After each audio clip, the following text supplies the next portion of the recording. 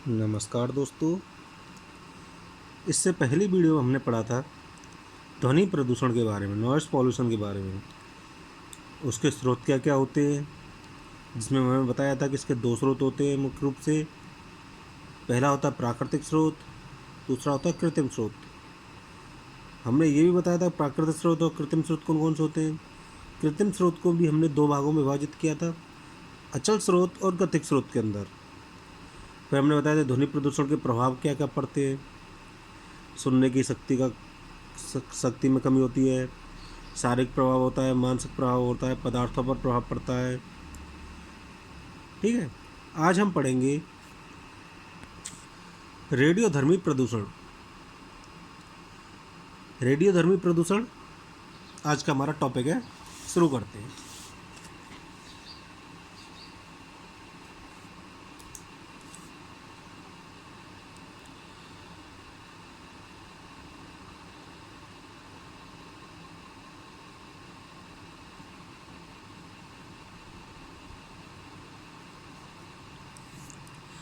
रेडियोधर्मी प्रदूषण, सबसे पहला टॉपिक इसमें बनता है कि रेडियोधर्मी प्रदूषण होता क्या है। तो देखते हैं रेडियोधर्मी प्रदूषण की कुछ परिभाषाएं। पर्यावरणीय प्रदूषणों में रेडियोधर्मी प्रदूषण सार्वजनिक हानिकारक प्रदूषण है जो स्थलमंडल, जलमंडल, वायुमंडल को भी प्रदूषित कर सकता है। इससे रेडियोधर्मी नाभिकीय प्रदूषण के नाम से भी जाना जाता है। एक नाभिकीय विस्फोट द्वारा इलेक्ट्रॉन, प्रोटॉन के साथ साथ न्यूट्रॉन तथा अल्फा, बीटा, गामा किरणें प्रभावित होने के कारण उस क्षेत्र में तथा उसके आसपास के क्षेत्रों का समस्त पर्यावरण नष्ट हो जाता है। रेडियोधर्मी पदार्थ नाभिकीय स्रोतों के विस्फोटों में सबसे अधिक उत्पन्न होते हैं। रेडियोधर्मी प्रदूषण फैलने वाले पदार्थ जिसमें कौन कौन से हैं? कोबाल्ट, थोरियम, कार्बन आदि नाभिकीय विस्फोट के द्वारा सूक्ष्म कण तथा गैस से वायुमंडल में मिल जाती हैं, जो कि जीवधारियों के लिए बहुत घातक होती हैं।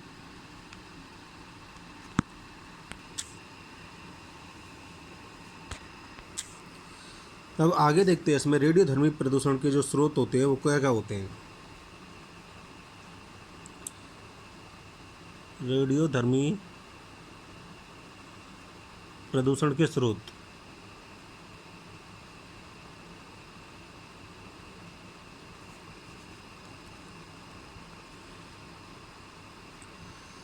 इसके जो स्रोत होते हैं, एक होता है परमाणु रिएक्टर, पहला परमाणु रिएक्टर, दूसरा होता है परमाणु विस्फोटक,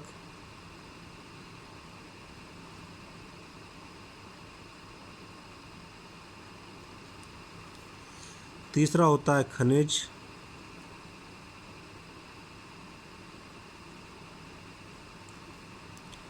अगला औषधीय प्रयोग,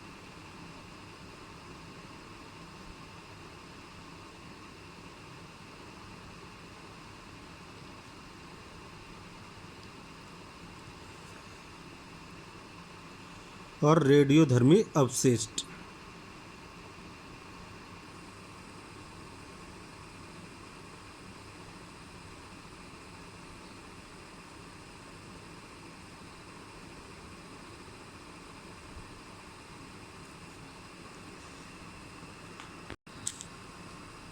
ये कुछ उपरोक्त जो इसके स्रोत होते हैं, इन स्रोतों के बारे में थोड़ा सा जानते हैं कि इस स्रोतों से किस तरह से रेडियोधर्मी प्रदूषण होता है।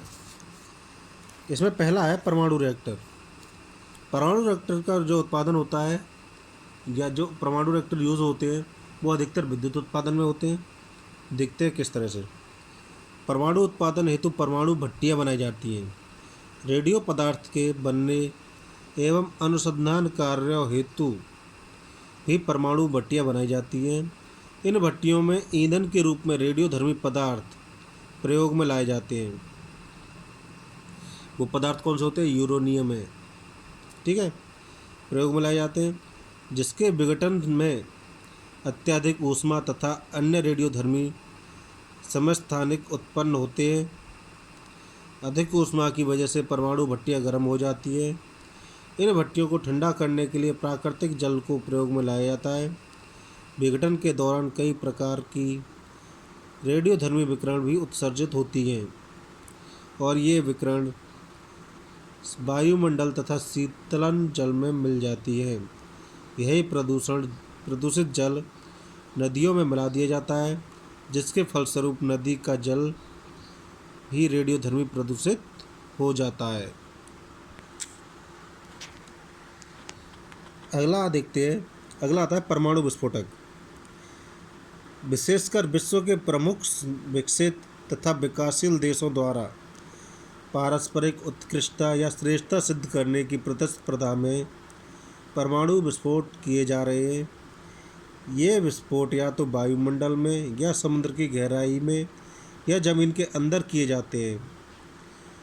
हमारा वायुमंडल रेडियोधर्मी अवशिष्ट अवशोषित करने का एक विशाल स्रोत है, किंतु पृथ्वी की सतह पर खुले वायुमंडल में विस्फोट करना जीव जंतुओं एवं वनस्पतियों के लिए अत्यंत घातक होता है।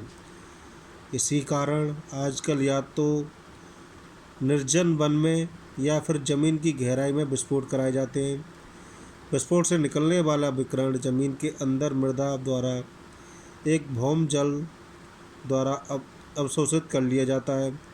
विकिरण का कुछ भाग भूतल पर आकर वायुमंडल में मिल जाता है। इस प्रकार किसी भी किस्म का विस्फोट, चाहे वह सामरिक उद्देश्य से किया गया हो या फिर किसी अन्वेषण के लिए किया गया हो,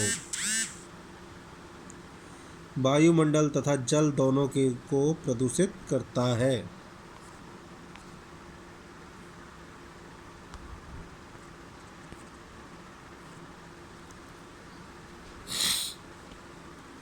इसके बाद आता है खनिज।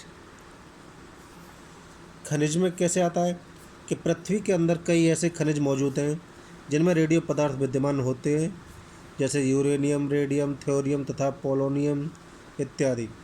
खनिजों का उत्खनन अनेक कार्यों को संपन्न करने के लिए किया जाता है, जिससे ये पदार्थ पृथ्वी सतह पर आकर वायुमंडल में फैल जाते हैं। कई रेडियोधर्मी पदार्थ जल में विलय होते हैं तथा पृथ्वी के अंदर भौम जल में इसका संपर्क में आता रहता है, जिसके कारण इसमें भौम जल भी प्रदूषित हो जाता है। ठीक है।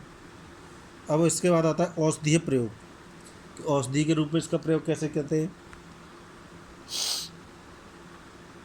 औषधि के रूप में भी रेडियोधर्मी का प्रयोग लाया जाता है। इन रेडियोधर्मी विकिरणों में अनेक प्रकार की बीमारियों का इलाज करते हैं, जैसे कैंसर, ट्यूमर इत्यादि। एक्स किरणों का प्रयोग भी काफ़ी समय से हो रहा है। अस्पतालों में जहाँ इनका प्रयोग होता है, उस स्थान में कूड़ा करकट एवं अपशिष्ट में इन विकिरणों की आंशिक मात्रा शेष रह जाती है, जो कि स्वास्थ्य के लिए हानिकारक होती है। इसलिए इस अपशिष्ट का समापन अत्यंत सुरक्षात्मक ढंग से किया जाना चाहिए। अब अंतिम पॉइंट इसके अंदर आता है रेडियोधर्मी अपशिष्ट। रेडियोधर्मी अपशिष्ट कौन से होते हैं? विभिन्न अनुसंधानशालाओं, परमाणु रिएक्टरों तथा विस्फोटक पदार्थों के मलबे के समापन हेतु 3 प्रकार की व्यवस्थाएं प्रयोग में लाई जाती हैं। पहला उच्च स्तरीय, दूसरा मध्य स्तरीय, तीसरा निम्न स्तरीय।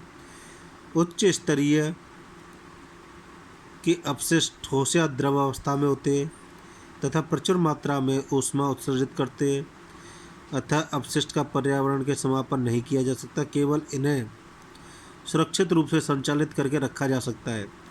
मध्यम स्तर के अपशिष्ट को कुछ तनु करने के पश्चात पर्यावरण में समापन कर दिया जाता है तथा निम्न स्तर के अपशिष्ट को यूं ही पर्यावरण में समापन कर दिया जाता है। इन स्रोतों के अलावा कुछ अन्य स्रोत भी होते हैं, देखते हैं। विभिन्न स्रोतों में उत्सर्जित अंतरिक्ष किरणें या कॉस्मिक किरणें वायुमंडल के ऊपरी भाग में संग्रहित होती है। समुद्र तल पर इन विकिरणों की तीव्रता बहुत कम पाई जाती है। प्रकृति में लगभग रेडियोधर्मी तत्व विद्यमान है। अधिकतर तत्वों की परमाणु संख्या 80 से अधिक होती है। ठीक है, अब देखते हैं अगला बिंदु।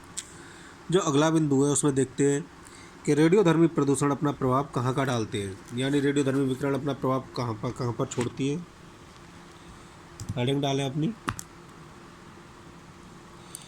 रेडियोधर्मी विकिरण के प्रभाव।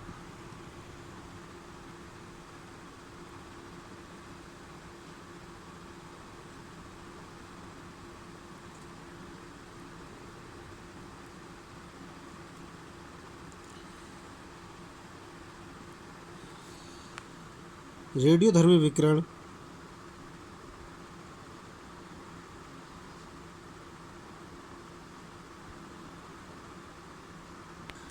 जो रेडियोधर्मी विकिरण है मुख्य रूप से 4 जगह पर अपना प्रभाव डालती है। सबसे पहले आता है मनुष्य तथा जानवरों पर। किस पर आता है सबसे पहला? मनुष्य तथा जानवरों पर। दूसरा आता है पेड़ पौधों पर।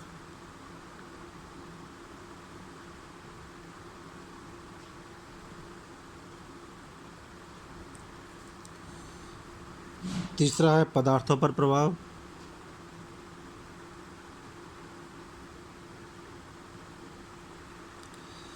चौथा है पर्यावरण पर प्रभाव।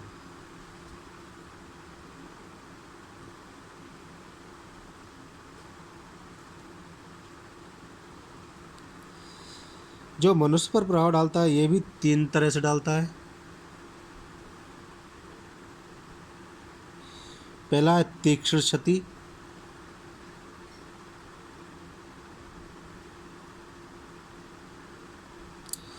दूसरा दीर्घकालिक क्षति।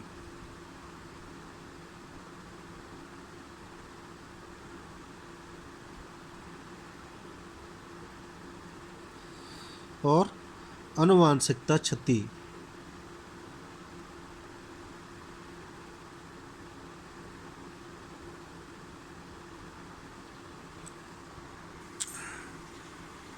अब देखते हैं कि ये किस तरह से प्रभाव डालते हैं।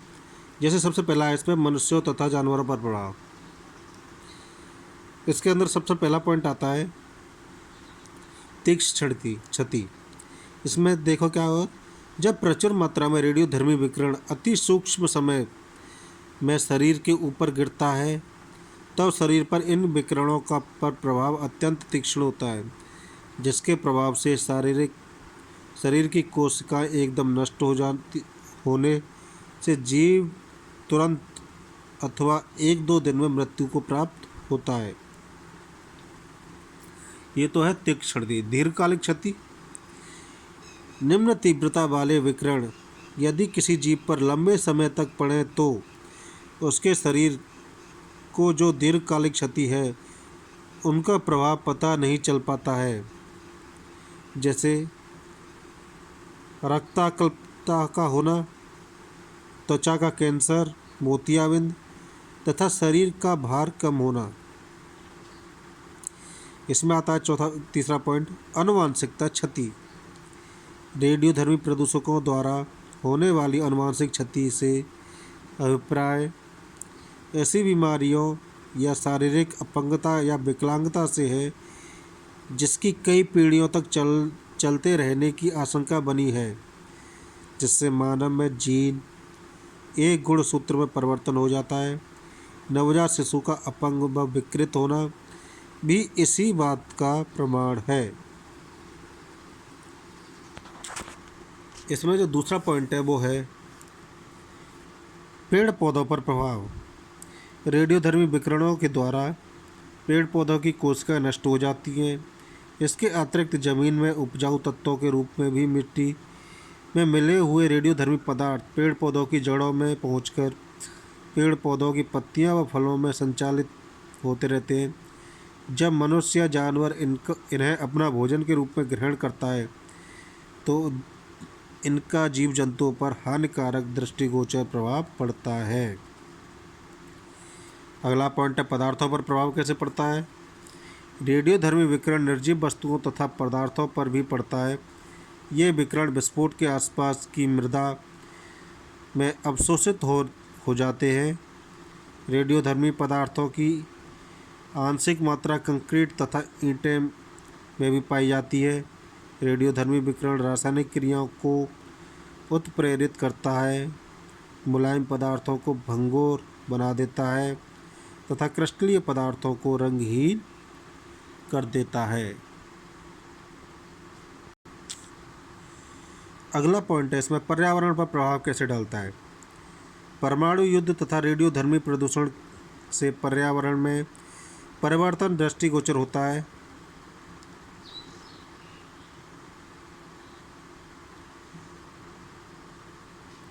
परमाणु युद्ध से उठने वाले धुएं से कुछ भाग में तापमान 0 डिग्री से भी कम हो जाता है।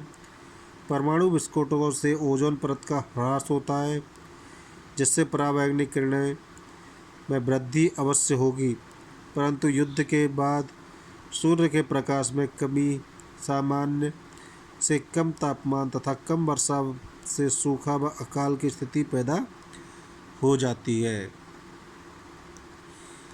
आज की वीडियो में हमने देखा रेडियोधर्मी प्रदूषण क्या होता है, उसके क्या क्या स्रोत हैं तथा वह कहाँ का प्रभाव डालता है। अगली वीडियो में देखेंगे हम रेडियोधर्मी प्रदूषण को नियंत्रण कैसे करते हैं। आज की वीडियो यही समाप्त करते हैं।